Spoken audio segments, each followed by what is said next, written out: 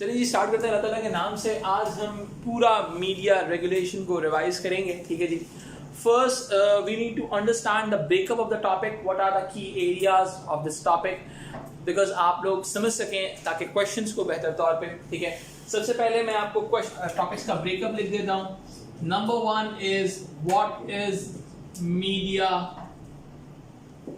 Regulation. देखिए ये तो ऐसी चीज है, कोई भी क्वेश्चन आ जाएगा आपने इस पे लाजमी बात करनी है कि व्हाट इज मीडिया रेगुलेशन, सही है जी।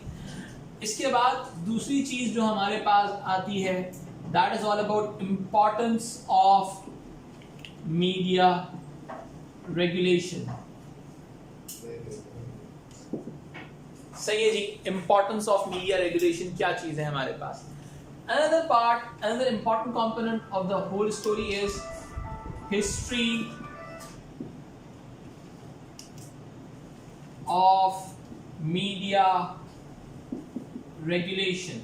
Media regulation की जो पूरी history है, we need to understand this history also. ठीक है जी, ठीक हो गया जी, ये बात समझ में आती है। History of media regulation. अच्छा, अब देखो एग्जाम में इन तीनों चीजों से मिला के भी एक सवाल पूछ सकता है। Whenever the examiner is asking about the past and future, you need to talk about these things, ठीक है। I will discuss it further on कि भाई past, present and future की बात क्या होती है। उसके बाद अगर हम बात करें मीडिया रेगुलेशन मॉडल, ठीक है जी। लेट्स सपोज हमने जिस मीडिया रेगुलेशन मॉडल को डिस्कस करना है, that is all about UK, और यूके के हवाले से हमें जो कोर आइडिया मिलता है प्रेस का, that is all about PRP,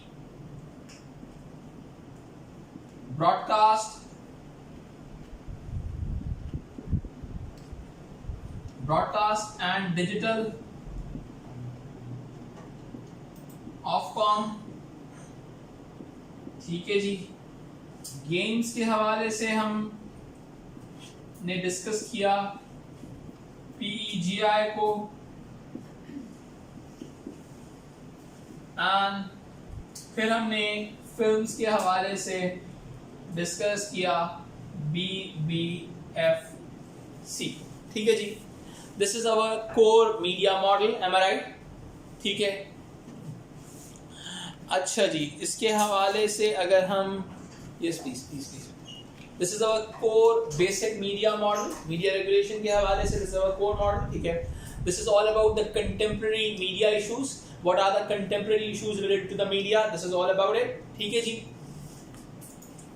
अच्छा, इसके अलावा हमारे पास जो दूसरी चीजें हैं, यूके वर्सेस यूएस मॉडल, के यूएस और यूके का मॉडल क्या है, सही है। The core element is all about the core difference between this is all about the UK believes in independent regulation,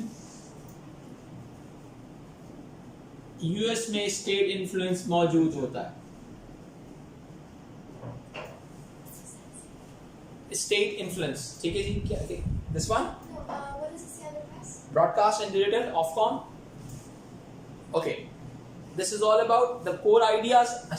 There are some arguments against media regulation. बहुत सारे लोगों का इशू ये है, बहुत सारे लोग ये बात भी कहते हैं कि मीडिया रेगुलेशंस होनी नहीं चाहिए, मीडिया टोटली इंडिपेंडेंट हो, उसको छोड़ दो, उसको जो दिखाना है दिखाए, जो उसने रिसीव करना है रिसीव करे, सही है। ऑडियंस को डिसाइड करने दिया जाए। अब ये बात सही है गलत है जो भी है, we will discuss it further on. Any confusion till here? अच्छा, अब जब देखें, याद रखें कि जब हम पीआरपी की बात करेंगे तो इसके अंदर जाहिर सी बात है लेविसन इंक्वायरी भी आ जाएगी, सही है, फोन हैकिंग स्कैंडल जो था, सही है। तो ये चीज भी लाजमी हमारे पास इसका कंपोनेंट बन सकती है। एनी कंफ्यूजन चले यार? अच्छा, अब सवाल ये है कि हमारी assumptions क्या हैं? Either we are assuming our audience as a passive audience, or either we are assuming our audience as an active audience. Passive audience वो होती है जो क्वेश्चन नहीं करती किसी चीज़ के ऊपर, जो एज इट इज किसी भी चीज़ को मान लेती है. इस तरह से आपने पहले पढ़ा होगा hypodermic syringe model. Hypodermic syringe model की पहली अजम्पशन ये है, the media directly affects an individual. एक इंसान पर डायरेक्टली अफेक्ट क्रिएट करता है because the audience are the passive and the individual start acting like in particular way. इंसान जो है उसी पर्टिकुलर वे में एक्ट करना शुरू हो जाता है. ऐसी बात है, ठीक है.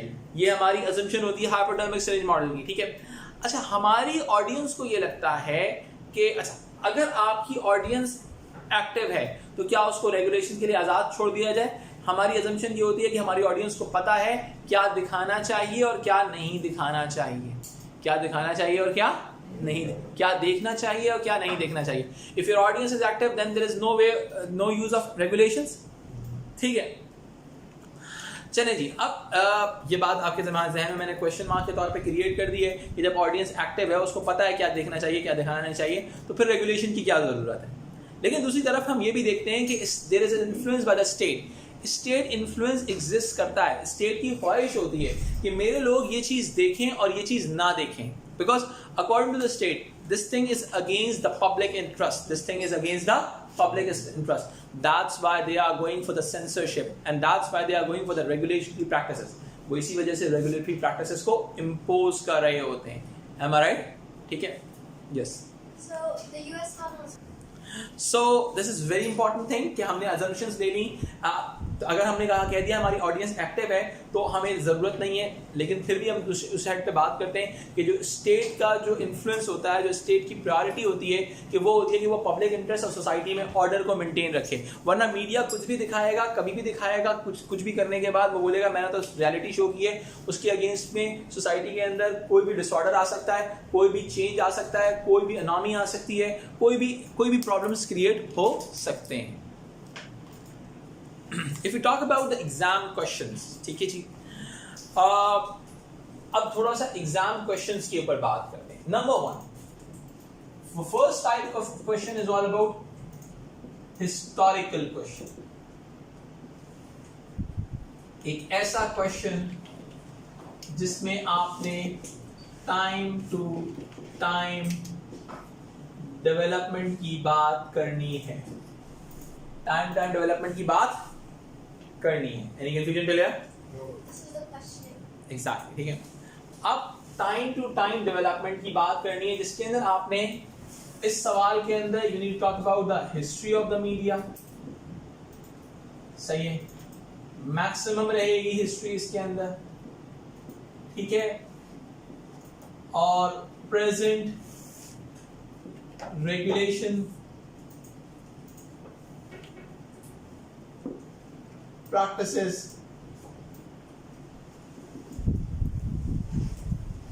$25%. मैक्सिमम 75% बात चाहिए. इसमें आप ओल्ड पीरियड ऑफ टाइम जो प्रैक्टिसेस वगैरह सारी चीजें आप उसकी बात कर सकते हो, ठीक है. देखो सवाल को समझो. If the question is talking about the historically, term का यूज कर रहा है हिस्टोरिकली, कंटेम्प्रेरी, ये तमाम चीज़ें आ जाती हैं, ठीक है. अच्छा, अब कंटेम्प्रेरी इश्यूज के अंदर एक बड़ी इंपॉर्टेंट चीज़ आती है जिस पे आपने बात करनी है, digital media regulation. Digital media regulation, which is very difficult to operate because this media is a decentralized form of media, ठीक है. बट इसके अंदर आपने प्राइवेसी पॉलिसीज की बात करनी है. एक सेकेंड. यूट्यूब किड्स पॉलिसी, तो ये तमाम. But although we can say this thing. अच्छा, इसके अलावा आप नेटफ्लिक्स की पॉलिसीज की बात कर सकते हैं, sensor policy, sensor and classification policy. Sir इस हिस्ट्री में आ गया नहीं, डिजिटल मीडिया रेगुलेशन आज की दुनिया है. So sir, the point you're writing right now is from the The sir, media regulations. Exactly सही। हाँ बोले। डेवलपमेंट बेटा डेवलपमेंट आज की बात है, अब बिल्कुल हाँ आप हिस्ट्री के अंदर नहीं बात करोगे, आप कंटेम्प्रेरी इश्यूज की बात करोगे। सही, क्लियर होगी बात? सही है। अच्छा जी, ये the first we have done with the first type of question जिसमें हमने हिस्टोरिकल की बात की, ठीक है। अब हम जब इसके आगे बढ़ते हैं सेकंड टाइप ऑफ मीडिया, ठीक है, जिसमें को हम कह सकते हैं जो सबसे ज्यादा क्वेश्चन आता है contemporary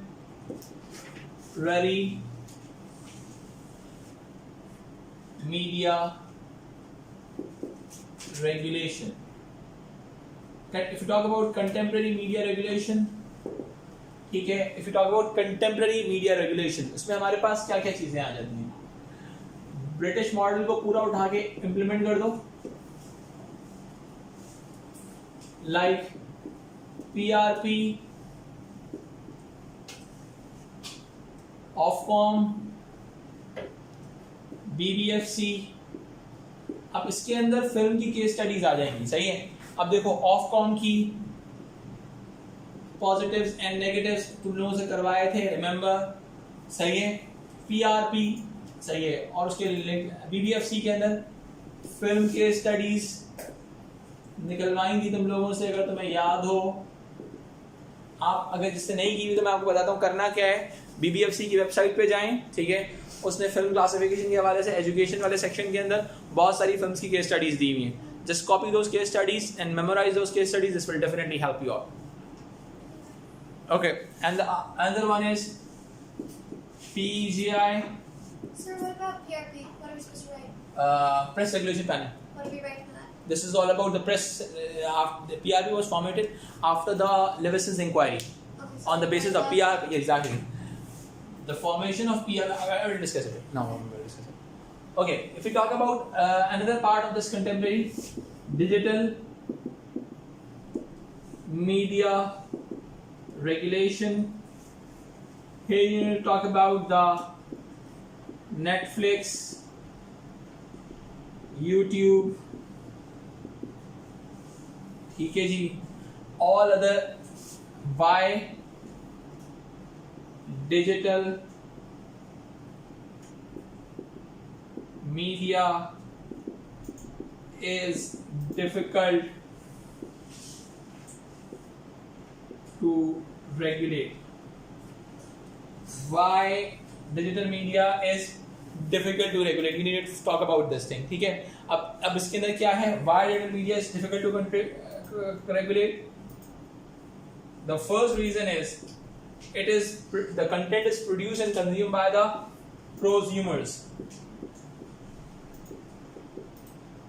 Prosumers are the individuals who used to produce the media content, who used to consume the media content. Am I right? ठीक है, because अब अगर आप कंटेंट को बैन कर दोगे तो प्रोज्यूमर कंज्यूमर भी मारा जाएगा, प्रोड्यूसर भी मारा जाएगा, ठीक है। इंस्टाग्राम बंद कर दिया जाए, इंडिविजुअल का नुकसान है, ठीक है। It's more about individualism and freedom of speech. ये दोनों चीजों पे क्वेश्चन होता है। हाँ भाई, clear हो yes boss. So everything that you're mentioning, why is it difficult to regulate, comes under Exactly. Because it is the content is produced and consumed by the one individual, जिसकी वजह से that is difficult to. It is more about individualism, freedom of speech, सही है। तो that's why we can say it is very difficult to regulate. I hope the things are clear till now. ये बात समझ में आती है? Historical type का और ये कंटेम्पररी आएगा, ठीक है। Present contemporary issues, present exact, ठीक है। अच्छा, इसके अंदर आप क्या कर सकते हैं, one more thing, excuse me, 1 minute, one more thing which is very important. You can add on the cross cultural examples, like US की एग्जाम्पल डाल लो एंड पाकिस्तान, ठीक है। आप ये एग्जाम्पल्स भी डाल के अपने, यानी कि आप बता रहे हो, आप एग्जामिनर को बताओगे कि what are the diversified media regulation practices. Media regulation की जो प्रैक्टिसेस कितनी डाइवर्सिफाइड हैं. One country is just having this thing कि भाई उसकी वेबसाइट पे लिखा हुआ है कि we are the independent media regulators. Ofcom ने डिफाइन किया, they defining this thing that we are independent media regulators. ठीक है, we are not taking any single penny from the government. We have our own finances and we are getting the fees from the institutions which we use to regulate them. ठीक है, जिन institutions को regulate करते हैं उन्हीं से को fees charge करते हैं, उनका फाइनेंस चल रहा है. They are not getting funding from the government. But if you talk about the Pakistani model is all about this thing that the PEMRA PTA is run by the government. Ofcom TV और वो देखता है, TV और radio वगैरह के issues देखता है. ठीक है, यहाँ पे मेंशन किया हुआ मैंने. ठीक है, ठीक है. अच्छा, इसके अलावा films is going to be classified by the BBFC, British Board of Film Classification. Previously it was. अच्छा, अब आप इसके अंदर जब आप बात करोगे ना why the digital media is difficult to regulate, इस पॉइंट के अंदर, ठीक है, आप conversion of BBFC की बात भी करो. Decentralized stands for what? Decentralized stands for it is not run by the government.